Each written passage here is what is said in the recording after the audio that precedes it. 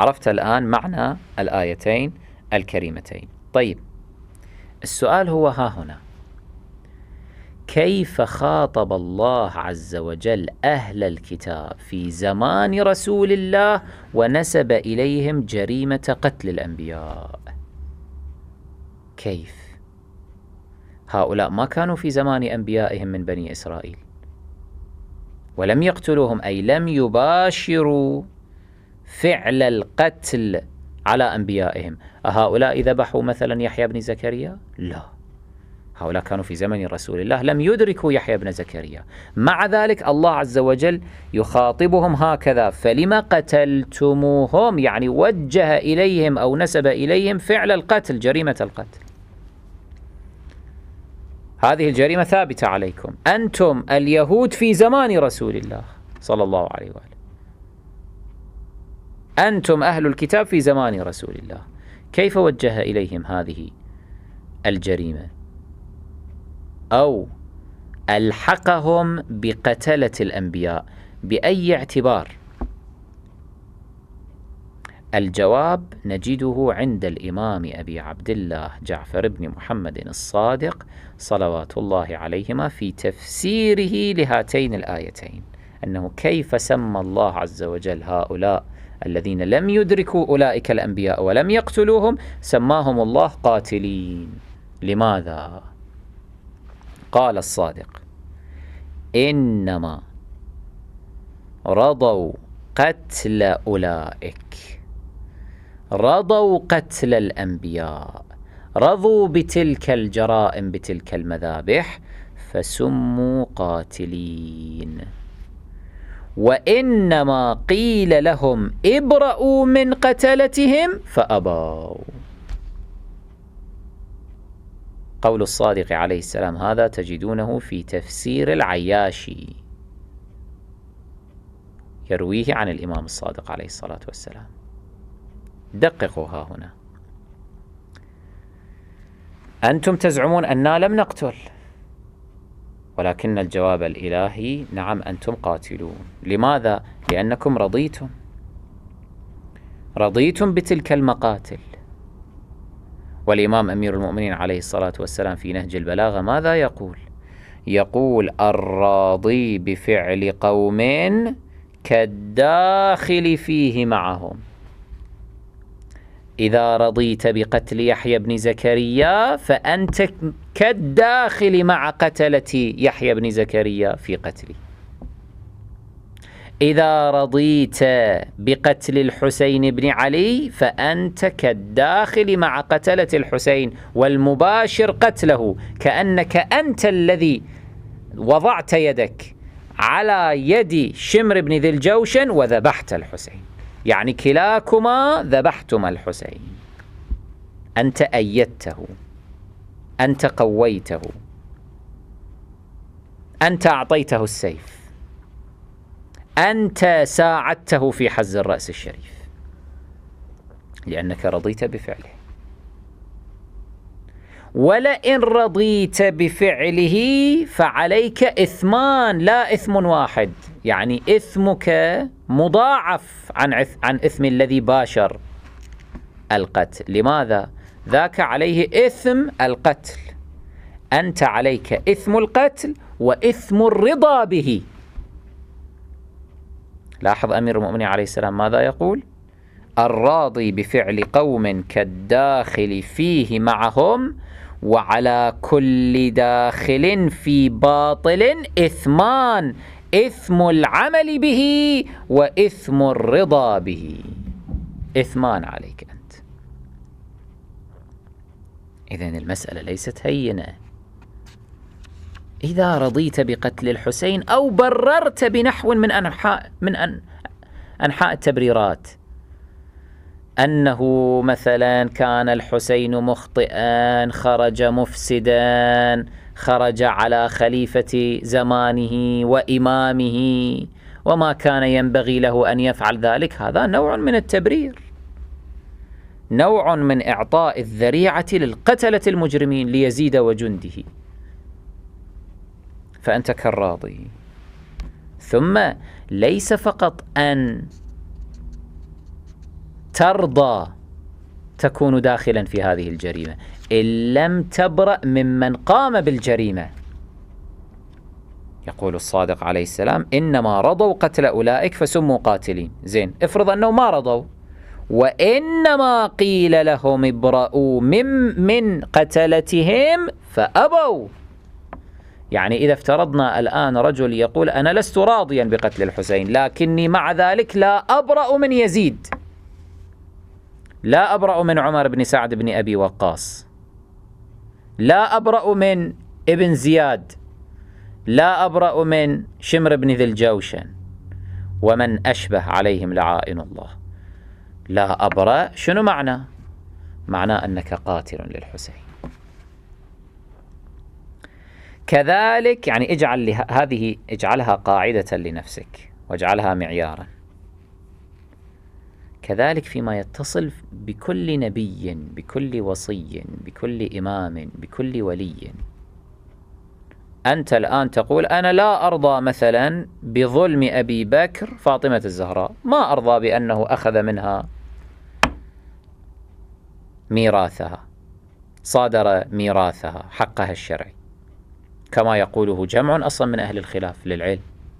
بعض أهل الخلاف يخطئون أبا بكر في ذلك، وأنا التقيت ببعضهم، بعض من أئمتهم، يعني أئمة مساجدهم ومن أشبه، خصوصا من جماعة المتصوفة، يقولون: لا، أبو بكر أخطأ في ذلك، ما كان صواب.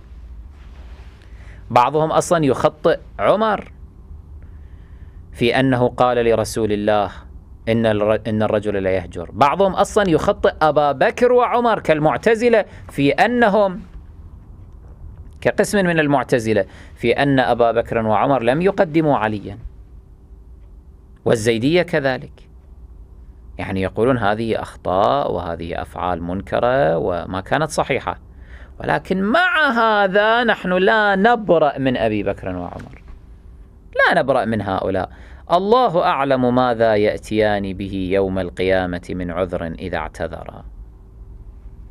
هذا المنطق يجعلك تسجل في صحف السماء في سجل قتلة فاطمة الزهراء، ظلمة فاطمة الزهراء، ظلمة أهل البيت، قتلة الحسين، لأنك لم تبرأ.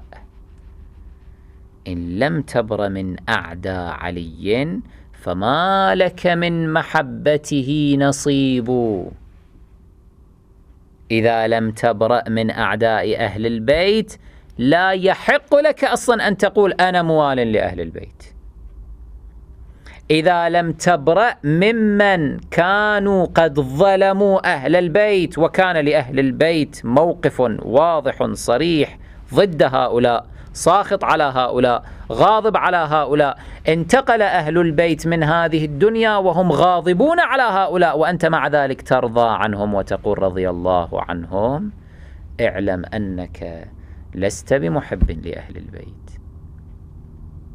لا يجتمع حبنا، هكذا قال أهل البيت، هذه كلمة أهل البيت، لا يجتمع حبنا وحب أعدائنا في قلب إنسان أبدا. ما جعل الله لرجل من قلبين في جوفه، مستحيل. تريد الولاية يجب أن يكون عندك البراءة. فإذا هذا الرجل الذي في سنة 1431 لم يشهد الحسين، ما كان في كربلاء، يوم القيامة يفاجأ والعياذ بالله بأنه متهم بقتل الحسين، مجرم بقتل الحسين، فيقول إلهي إن لي لم أحضر. أتعلمون بماذا يجيبه الله عز وجل؟ لاحظوا معي هذه الرواية التي يرويها فرات بن إبراهيم الكوفي في تفسيره عن أمير المؤمنين علي صلوات الله وسلامه عليه. يقول: دخل رسول الله صلى الله عليه وآله ذات يوم على فاطمة وهي حزينة، فقال لها: ما حزنك يا بني؟ قالت: يا أبا، ذكرت المحشر ووقوف الناس عراة يوم القيامة، فقال يا بني إنه ليوم عظيم. الرواية مطولة، آخذ منها هذا المقطع. يقول رسول الله صلى الله عليه وآله لابنته الزهراء صلوات الله عليها: ثم ينصب لك، يعني في يوم القيامة، منبر من نور فيه 7 مراق، يعني 7 درجات، بين المرقاة إلى المرقاة صفوف الملائكة بأيديهم ألوية النور. صفوف من الملائكة في كل درجة من درجات هذا المنبر، وبيدهم ألوية النور. فإذا صرت في أعلى المنبر، الله أكبر، تعرف هذا شنو معناه؟ معنى ذلك أن فاطمة الزهراء تكون المهيمنة في يوم القيامة. الله يجعلها تصعد منبرا في يوم القيامة تحكم فيه على الخلق بإذن من الله. حكومة يوم القيامة بيد فاطمة الزهراء. ويوم القيامة إيش قد؟ 50,000 سنة. الآن حكومة الكرة الأرضية بيد البيت الأبيض، وذلك ممتد ما صار له بضع 10 سنة، يعني أعني عقودا محدودة.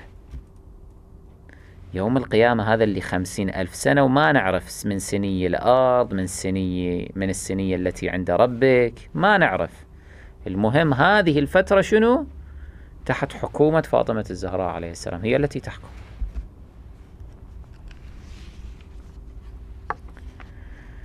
فإذا صرت في أعلى المنبر أتاك جبرائيل فيقول لك يا فاطمة سلي حاجتك. ما هي حاجتك؟ فتقولين يا ربي أرني الحسن والحسين، فيأتيانك وأوداج الحسين تشخب دما، وهو يقول يا رب خذ لي اليوم حقي ممن ظلمني. فيغضب عند ذلك الجليل، ويغضب لغضبه جهنم والملائكة أجمعون، فتزفر جهنم عند ذلك زفرة، ثم يخرج فوج من النار ويلتقط قتلة الحسين وأبناءهم وأبناء أبنائهم.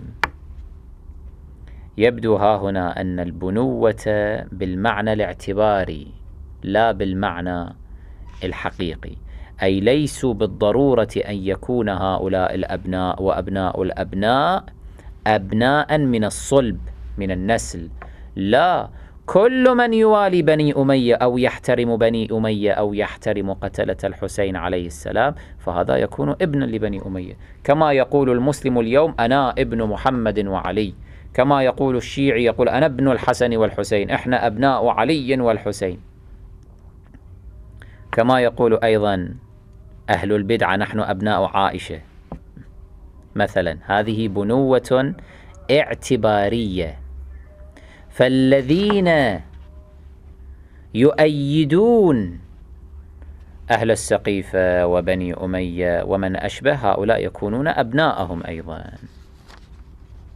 فالنار تخرج تلتقط قتلة الحسين وأبناءهم وأبناء أبنائهم، هؤلاء الذين مضوا على طريقهم، فيقول هؤلاء أبناء الأبناء الأحفاد كما في زماننا هذا، يقولون يا رب إنا لم نحضر الحسين، لماذا هذه النار تلتقطنا؟ نحن أساسا لم نحضر يوم الحسين، نحن لم نحضر يوم كربلاء، لم نشارك في قتل الحسين عليه السلام. فانظروا جواب الله عز وجل. فيقول الله لزبانية جهنم خذوهم بسيماهم بزرقة الأعين وسواد الوجوه خذوا بنواصيهم فألقوهم في الدرك الأسفل من النار فإنهم كانوا أشد على أولياء الحسين من آبائهم الذين حاربوا الحسين فقتلوه. هذه أيضا علامة لقتل الحسين. هكذا أيضا أنت تتهم بقتل الحسين لما تكون شديدا على أولياء الحسين، يعني على أتباع الحسين وشيعة الحسين كما في زماننا. انظر الآن إلى أتباع الحسين كيف يذبحون في كل مكان، في العراق، في باكستان، في أفغانستان، كيف يضيق عليهم في كل مكان، كيف يلاحقون، كيف يجرمون. الآن إذا واحد في فلسطين تحت حكومة حماس في 10 محرم ينصب مجلس عزاء لأبي عبد الله الحسين يأخذونه ويقتلونه أو يزجونه في السجن. لما هذه الملاحقة؟ لما هذه الشدة على أولياء الحسين؟ حكومة حماس قاتلة للحسين.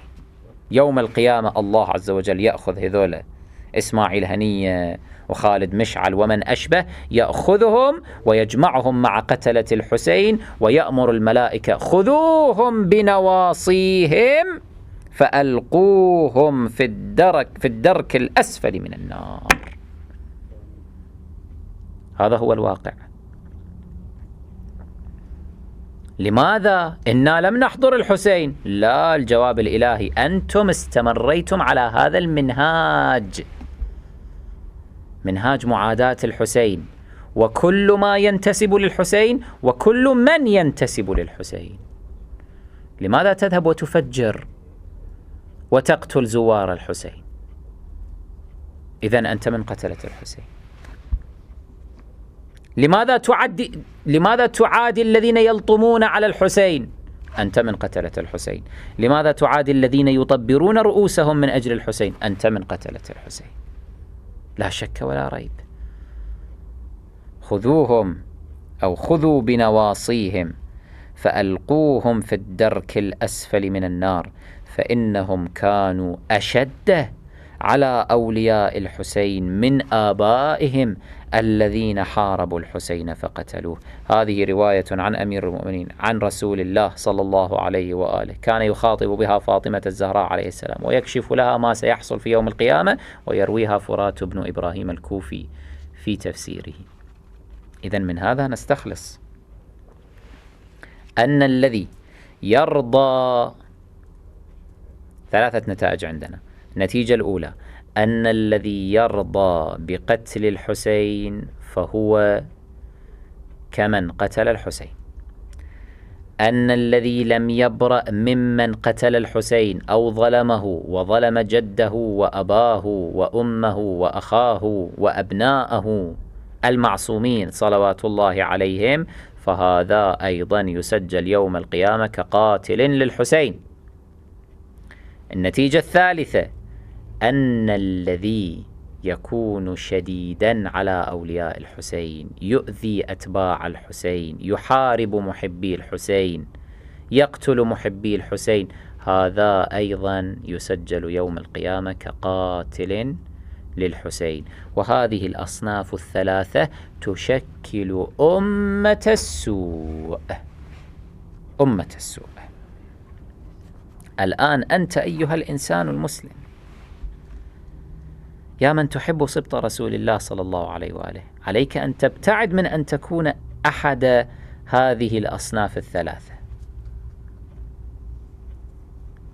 إذا كنت تحترم أحدا من هذه الأصناف الثلاثة فأنت أيضا بالتبعية تكون من قتلة الحسين ومن أمة السوء التي قال فيها الحسين: يا أمة السوء بئس ما خلفتم محمدا صلى الله عليه وآله في عترته.